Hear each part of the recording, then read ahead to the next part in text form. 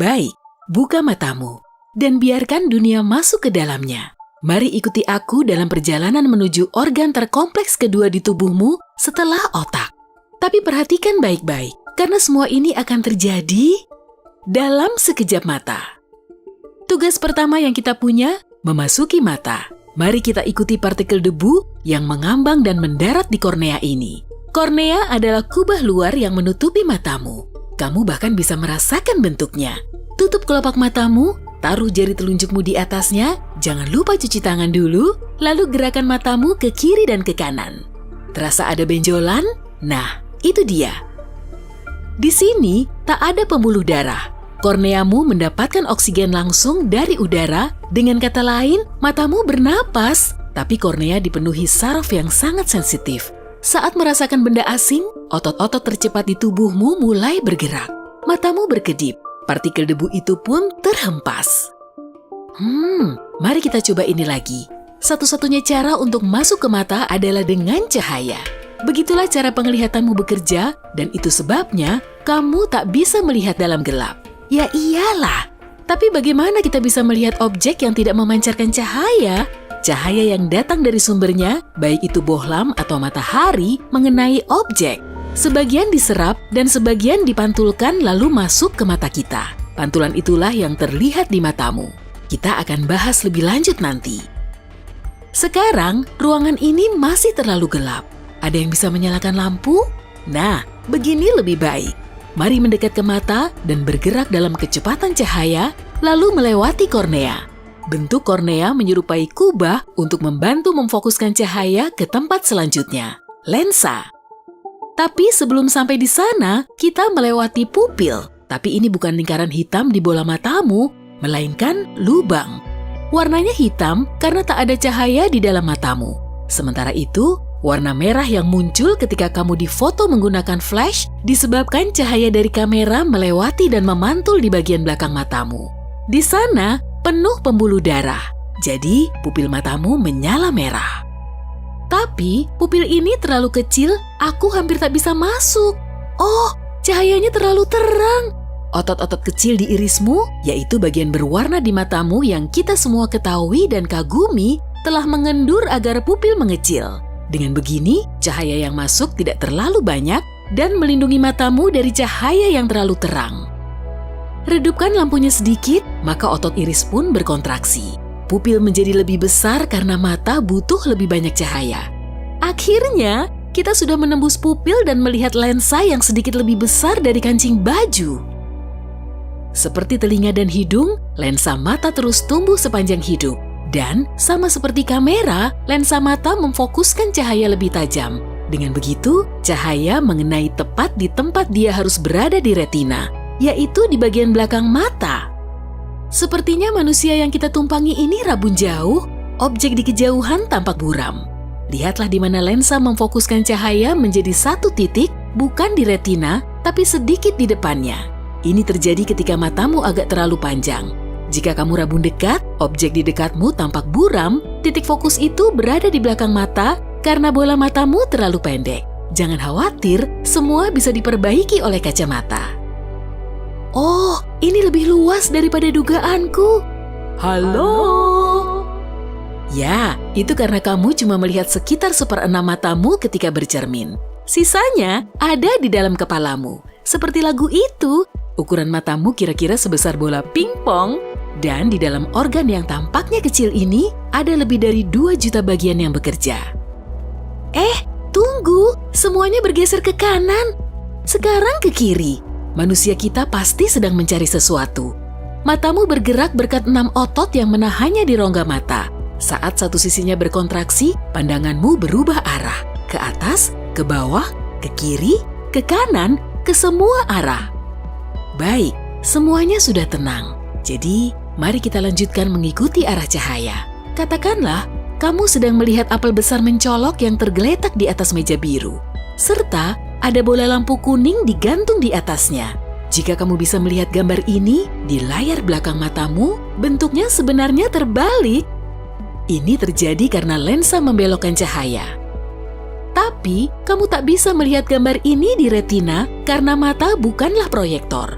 gambar ini cuma cahaya yang mengenai beberapa jaringan di dinding belakang bola mata. Ada saraf dan reseptor khusus di sana.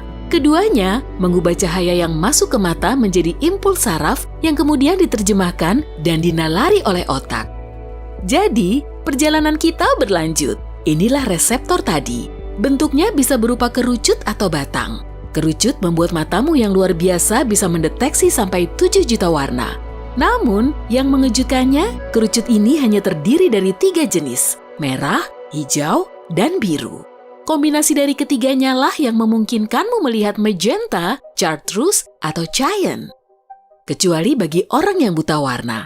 Bisa jadi mereka kehilangan salah satu dari jenis warna tadi atau itu tidak bekerja sebagaimana mestinya. Jadi, orang yang buta warna sama sekali tidak melihat warna tertentu atau warna objek yang dilihat agak samar. Misalnya, jika kerucutmu yang sensitif warna hijau bermasalah, warna hijau dan kuning akan terlihat coklat kemerahan.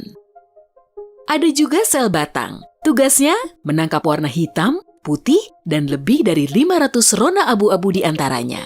Rupanya, ada lebih dari 50 rona abu-abu. Sel batang di matamu juga lebih banyak dibanding kerucut dan sebagian besar bertanggung jawab atas penglihatan periferalmu. Yap, segala sesuatu di luar bidang penglihatan langsungmu terlihat seperti TV hitam putih. Sel batang juga membantumu melihat saat cahaya redup. Fotoreseptor di matamu sangat sensitif, mereka bahkan dapat memproyeksikan gambar yang sebenarnya tidak ada. Kamu pernah menatap cahaya terang, lalu memejamkan mata atau mematikan lampu, tapi kemudian kamu masih bisa melihat bentuk bola lampu yang melayang di depan matamu? Itu disebabkan oleh fotoreseptormu yang terus mengirim informasi visual ke otak.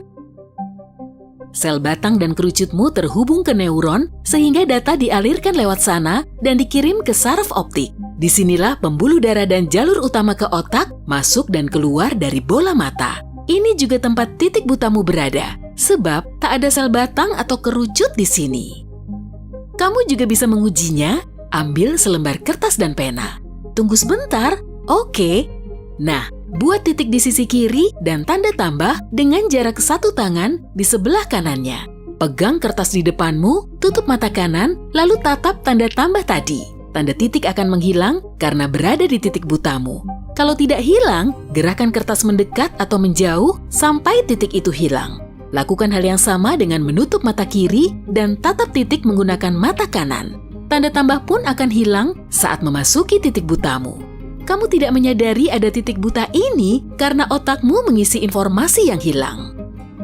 Jadi, mari kita berjalan melewati saraf optik dan masuk ke penafsir pesan, yaitu otak. Au, aku kesetrum. Ah iya, kita berada di sistem saraf saat ini. Jadi, kita bergerak bersama impuls listrik. Saraf optik mengarah ke korteks visual otak. Disinilah gambar terbalik diterjemahkan menjadi sesuatu yang kita pahami. Itu meja biru dan ada apel merah tergeletak di atasnya. Juga ada lampu kuning bersinar di atasnya. Otakmu pun tahu mana yang atas dan bawah berkat telingamu. Sebenarnya sih, sistem keseimbanganmu yang memang sebagian besar berada di telinga. Mari lanjut. Otak juga merupakan tempat kepingan-kepingan puzzle yang hilang seperti objek di titik butamu. Diisi dengan informasi dari koleksi arsipnya yang super besar. Titik di sebelah kiri berada di titik buta, jadi aku akan mengisi ruang yang kosong dan membuatnya terlihat seperti kertas putih mulus di sana. Tapi, perjalanan kita bukan dimulai saat memasuki mata bersama cahaya. Perjalanan kita dimulai ketika cahaya dari sumbernya memantul dari suatu objek, lalu ke mata. Kenapa kita melihat warna yang berbeda-beda? Karena cahaya yang terlihat bergerak dalam panjang gelombang yang berbeda. Apel merah di atas meja menyerap warna lain dan memantulkan gelombang cahaya merah, yang istilahnya juga gelombang cahaya merah. Sementara meja memantulkan warna biru dan begitu seterusnya. Sementara benda hitam menyerap semua cahaya dan benda putih memantulkan sebagian besar cahaya. Gelombang yang dipantulkan itu mengenai sel kerucut dan batang yang sensitif terhadapnya. Dan duniamu menjadi penuh warna, terutama gelombang cahara-meya. Hey, jika kamu belajar hal baru hari ini, klik tombol suka di video ini, lalu bagikan pada teman-temanmu. Inilah beberapa video menarik lainnya yang bisa kamu tonton. Klik saja video di salah satu sisi layar, dan ingat, Tetaplah di sisi terang kehidupan.